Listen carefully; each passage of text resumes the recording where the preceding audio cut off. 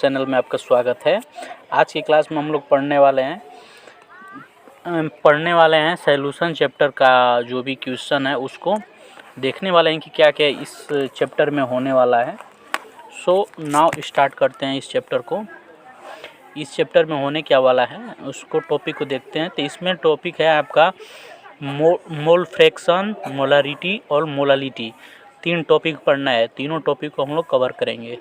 सो आइए स्टार्ट करते हैं। अगर आपसे अनुरोध है कि अगर आप इस चैनल पे पहली बार आए हैं तो आप लेक्चर 1 देख कर ही आएँ। लेक्चर 1 देखेंगे तभी आपका कंसेप्ट क्लियर होगा, और जो लोग देखे होंगे तो आगे आएंगे। इस क्लास में हम लोग पढ़ेंगे जो भी टॉपिक है उस बिलियन के बारे में। बिलियन क्या होता है? तो बिलियन क्या होता है? बिलियन एक समांगी मिश्रण होता है। समांगी मिश्रण होता है यानी होमोजीनियस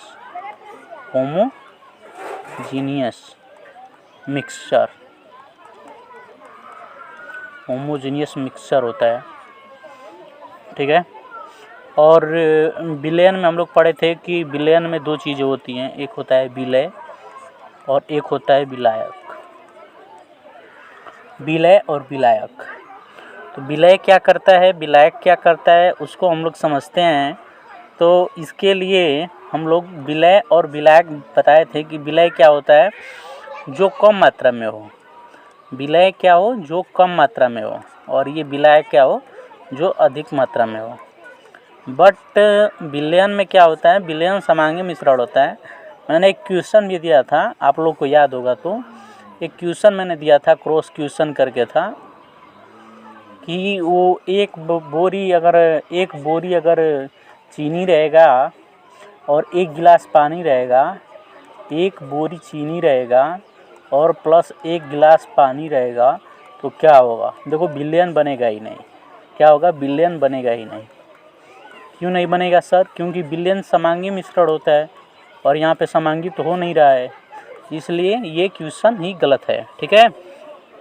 ये पिछले क्लास में हम लोगों ने पढ़ा था। फिर वेट अपॉन वेट परसेंटेज पढ़ा था, वेट अपॉन वेट परसेंटेज। इन वैल्यूम अपॉन वैल्यूम परसेंटेज पढ़ा था, और पढ़े थे हम लोग वेट अपॉन वैल्यूम परसेंटेज। इतना चीज़ें पढ़े थे लेक्चर 1 के क्लास में। लेक्चर 1 में हम लोगों ने इतना पढ़ा था।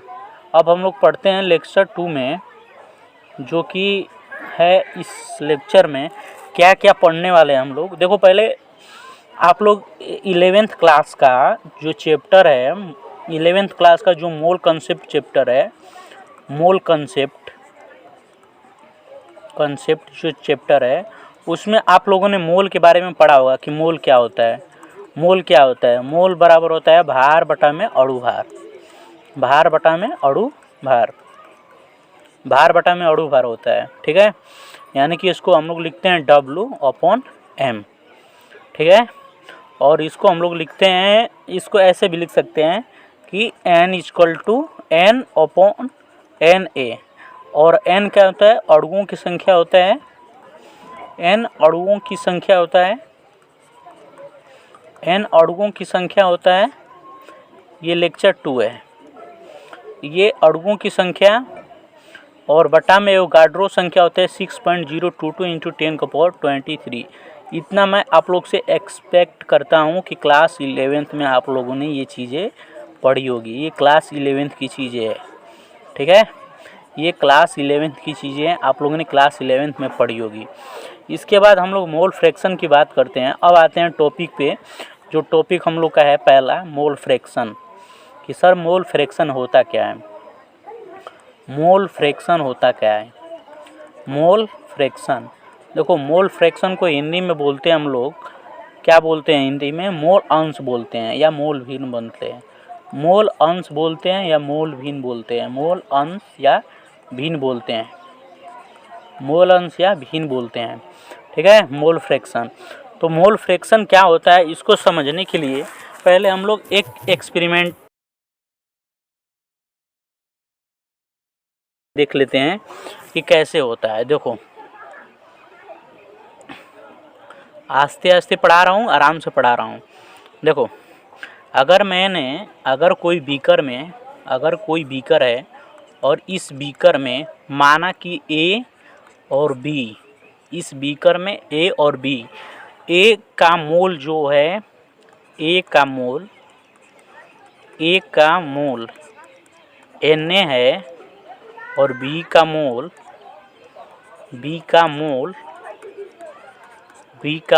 Nb है। तो अगर बिलियन के कुल मोल जोड़ेंगे, कुल मोल क्या हो जाएगा, Na प्लस Nb हो जाएगा, Na प्लस Nb हो जाएगा। अब Na का मोल अंश अगर निकालें, अगर मोल अंश निकालेंगे हम लोग, अगर मोल अंश निकालेंगे XA का मोल अंश, तो क्या हो जाएगा, Na upon Na plus NB। उसी प्रकार XB का मोल अंश निकालेंगे तो ये क्या हो जाएगा, NB upon Na plus NB। इतना चीज़ें हो जाएंगी, ठीक है। अब उसके बाद आगे की स्लाइड पे देखते हैं कि क्या होता है। तो यहाँ पे दो चीज़ें निकल गई हैं। अगर मोल हम लोग जोड़ेंगे उसको XA plus XB equal to करेंगे तो ये क्या हो जाएगा, Na upon Na plus NB और plus NB upon Na plus NB, ठीक है। जब इतना चीज़ें हो जाएंगी तो हम लसा ले लेंगे इसका Na प्लस NB। आस्ते आस्ते पढ़ा रहा हूँ। Na और NB का लसा ले लेंगे तो ये हो जाएगा आपका, Na प्लस NB का लसा ले लेंगे तो Na हो जाएगा और यहाँ से लेंगे तो NB हो जाएगा। Na प्लस NB कट जाएगा तो 1 होगा। यानी कि इससे ये निकलता है कि जो मोल अंश का योग होता है, इसको हम लोग लिख सकते हैं नीलेश सर का कैप्सूल करके हम लोग लिख सकते हैं इन चीज़ों को, कि विलयन के सभी मोल अंश का योग 1 होता है। यहाँ पे लिख सकते हैं हम लोग विलयन के सभी मोल अंश का योग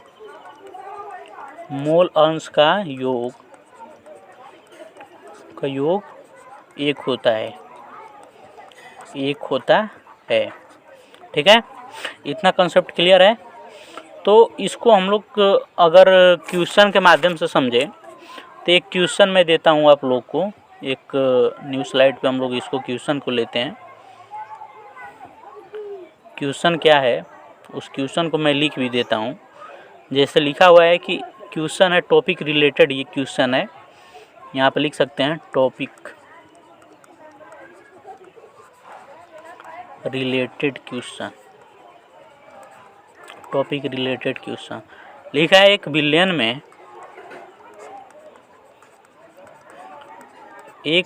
में 16 ग्राम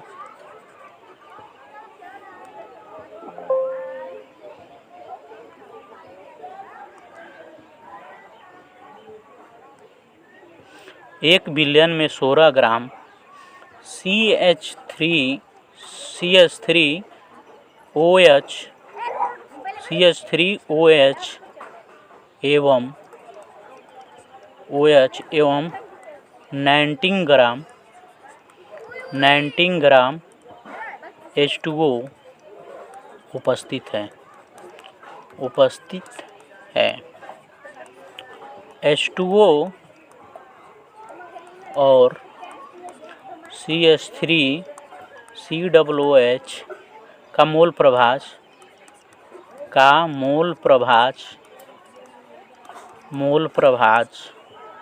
क्या होगा, ये क्वेश्चन है। इस क्वेश्चन को हम लोग सॉल्व भी करेंगे इसी वीडियो में। क्वेश्चन सॉल्व करने से पहले सॉल्यूशन लिखा जाता है। देखो क्वेश्चन में क्या लिखा हुआ है, 1 बिलियन के 16 ग्राम CH3OH और 90 ग्राम H2O उपस्थित है। H2O और CH3OH है। CH3OH का मोल प्रभाज ज्ञात करें। तो देखो मोल प्रभाज ज्ञात करने के लिए पहले हम लोग मोल निकालेंगे कि इसमें मोल कितना है। पहले लिखा हुआ है 16 ग्राम, तो सवाल को आस्ते आस्ते लगाया जाता है। जैसे लिखा गया है 16 ग्राम, तो 16 ग्राम CH3OH में मोल ज्ञात करेंगे। तो ये भार दिया हुआ है, अणु भार इसका ज्ञात करेंगे। C का हो जाएगा 6, 6 दूना के 12 प्लस 3 प्लस 8 दूना के ये 8 का ये 16 हो जाएगा प्लस 1, यानी कि 12 3 15, 15 15 30 1 31 1 32 आपका हो जाएगा, 32 अणु भार हो जाएगा। तो यानी कि 0.5 आ जाएगा मोल। फिर उसी प्रकार यहाँ पे करेंगे 19 ग्राम जल में, 19 ग्राम जल का H2O का, 19 ग्राम H2O का, तो 90 ग्राम दिया हुआ है। H2O का होता है 18, जोड़ देंगे यहाँ पे 2, और 8 का होता है 16, ये होता है 16, तो 16 प्लस 2 18 हो गया। तो ये 18 5 6 90। जब इसको जोड़ेंगे हम लोग XA plus XB equal to जोड़ेंगे इसको, तो इसको जोड़ेंगे तो 0.5 प्लस 0.5 सॉरी ये 0.5 हो जाएगा। अब यहाँ सॉरी इसको नहीं निकालेंगे, पहले XA को निकालेंगे यहाँ से। अब XA को निकालेंगे तो यहाँ पे हो जाएगा XA upon XA plus XB। तो XA का मान दिया हुआ है 0.5 और XA प्लस XB का मान दिया हुआ है 0.5 प्लस 5, ठीक है, 0.5 और इतना। फिर उसी प्रकार XB का मान निकालेंगे, XB का मान निकालेंगे तो ये हो जाएगा XB, यानी XB का निकालेंगे तो ये हो जाएगा N, यहाँ पे N हो जाएगा NB, Na प्लस NB। तो NB का मान दिया हुआ है आपका 5 और यहाँ पे हो जाएगा 5.0.5। तो अगर इसको हम लोग जोड़ेंगे, तो क्या होगा, क्या निकल कर आएगा आंसर। इसको हम लोग अगर जोड़ेंगे तो क्या निकल कर आएगा। तो यहाँ पे पहला 0.5 प्लस 5.5 था, ये कट जाएगा तो 1/11 हो जाएगा, यानी 0.09।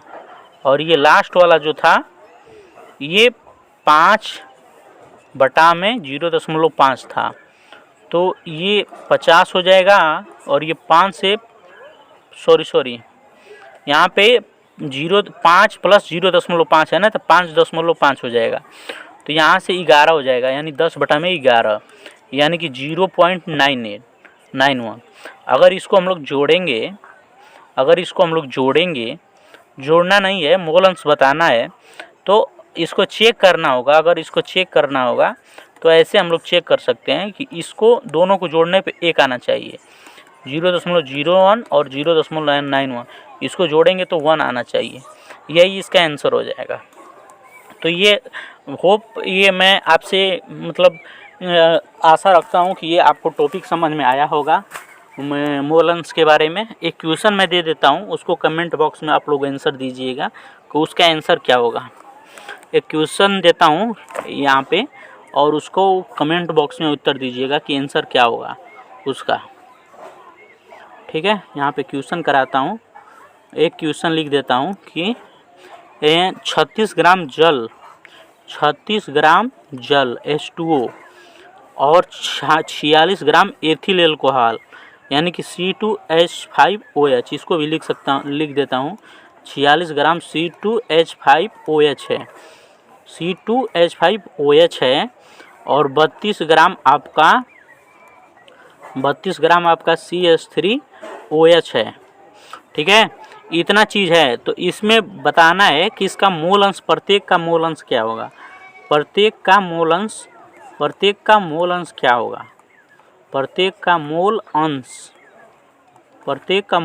क्या होगा, ये आपको बताना है।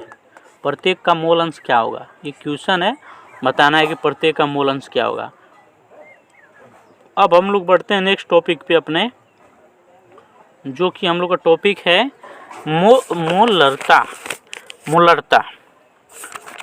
टॉपिक है। तो मोलरता टॉपिक को पढ़ना है, इसके बाद तो हम लोग इसको देखते हैं, ठीक है, कि मोलरता क्या होता है। तो इसको देखते हैं कि मोलरता क्या होता है बाबू। तो मोलरता और मोललता दोनों चीज़ों में एक समझना है। तो एक होता है मोलरता, मोलारिटी, मोलारिटी होता है, ठीक है।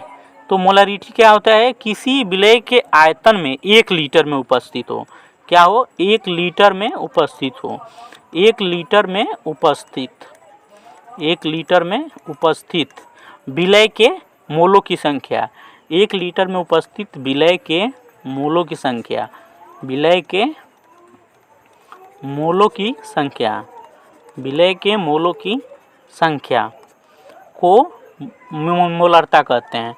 ये लेक्चर 2 है। को मोलरता कहते हैं, को क्या करते हैं, बिलियन की मोलरता कहते हैं, को बिलियन की मोलरता, बिलियन की मोलरता कहते हैं, बिलियन की मोलरता कहते हैं। यानी 1 लीटर बिलियन में उपस्थित विलय के मोलों की संख्या को मोलरता कहते हैं। इसको कैपिटल M से प्रदर्शित करते हैं, कैपिटल M से, ठीक है। अब मोलरता होता क्या है, मोलरता को समझते हैं फार्मूला से। इसका फार्मूला क्या होता है, ठीक है। तो देखो इसका क्या होता है, साफ साफ समझ लेते हैं इसको कि विलय का मोल, विलय के मोल बटा में बिलियन का आयतन। इसका फार्मूला होता है M = विलय का मोल, विलय का मोल बटा में बिलियन का आयतन, बिलियन का आयतन, आयतन। तो विलय का मोल हम बताए हैं कि विलय का भार बटा में विलय का अणुभार, विलय का भार बटा में विलय का, विलय का भार बटा में विलय का अणुभार, विलय का अणुभार, विलय का भार बटा में विलय का अणुभार, ये बताएं हम। तो विलय का भार को लिखते हैं हम लोग WA और विलय का अणुभार को लिखते हैं MA, ठीक है। और वॉल्यूम को लिखते हैं V। अगर ml में दिया हो तो इसको 1000 से गुणा करेंगे, ये ml में दिया हो तो यही फार्मूला होता है। इसी फार्मूला को याद करना है। अब यही इसी फार्मूला से बताता हूँ मैं मोललता, ये मोलरता था। इसी फार्मूला से मैं बताता हूँ कि मोललता क्या होता है। देखो मोललता की जगह पे kg होता है, यहाँ पे kg होता है, यानी कि WA/MA गुणते यहाँ पे हो जाएगा द्रव्यमान का जो होता है आपका kg जो होता है WB, यहाँ पे WB लिख सकते हैं, WB × 1000 हो जाएगा, 1000। यहाँ पे ग्राम हो, यहाँ पे ग्राम में रहेगा, ये ग्राम में रहेगा, तो ये होगा। ये मोलरता,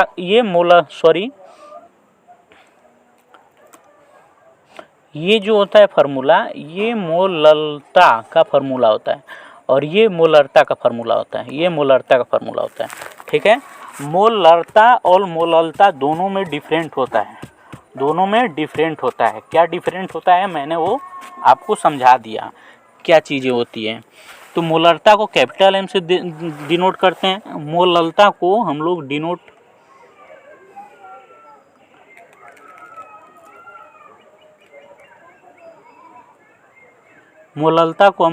करते हैं स्मॉलर m से, स्मॉलर m से, ठीक है। इस पे कुछ क्वेश्चन हम लोग कराएंगे नेक्स्ट क्लास में। हम लोग का क्वेश्चन रहेगा इससे रिलेटेड, मोललता और मोलरता से रिलेटेड क्वेश्चन रहेगा नेक्स्ट क्लास में आपका। मोलरता का तो मैंने क्वेश्चन, मोलरता का भी मैंने क्वेश्चन नहीं कराया और मोललता का भी क्वेश्चन मैंने नहीं कराया। मोललता का भी क्वेश्चन नहीं कराया। तो नेक्स्ट क्लास में इसका क्वेश्चन होगा, क्वेश्चन के लिए रेडी रहिएगा। मोललता, मोलारिटी और मोलालिटी का क्वेश्चन होगा, ठीक है। तो उसके बाद हम लोग आगे पढ़ेंगे कि क्या होने वाला है। इसके बाद हम लोग पढ़ने वाले हैं कि क्या होगा आगे। तो आज के लिए इतना ही, मिलेंगे नेक्स्ट वीडियो में। अगर कोई भी कुछ दिक्कत हो तो 9162578025 पे आप लोग कॉल कर सकते हैं, ठीक है। और यहाँ पे इतना पे कॉल कर सकते हैं। यूट्यूब पे तो मैं हूँ ही, व्हाट्सएप पे भी हूँ इसी नाम से, व्हाट्सएप पे भी हूँ, इंस्टा पे भी हूँ, ठीक है, और टेलीग्राम पे भी हूँ, ठीक है, इतना चीज़ों पे हूँ। और नीलेश आपका नाम से ही सब चीज़ है, केमिस्ट्री बाय नीलेश करके। ठीक है, मिलेंगे नेक्स्ट वीडियो में। हम लोग क्या पढ़ने वाले हैं, तो क्वेश्चन प्रैक्टिस करेंगे सर। क्या करेंगे, क्वेश्चन प्रैक्टिस करेंगे। क्वेश्चन प्रैक्टिस करेंगे मोलालिटी और मोलारिटी का। ठीक है, आज के लिए इतना ही, मिलते हैं नेक्स्ट वीडियो में। Thank you.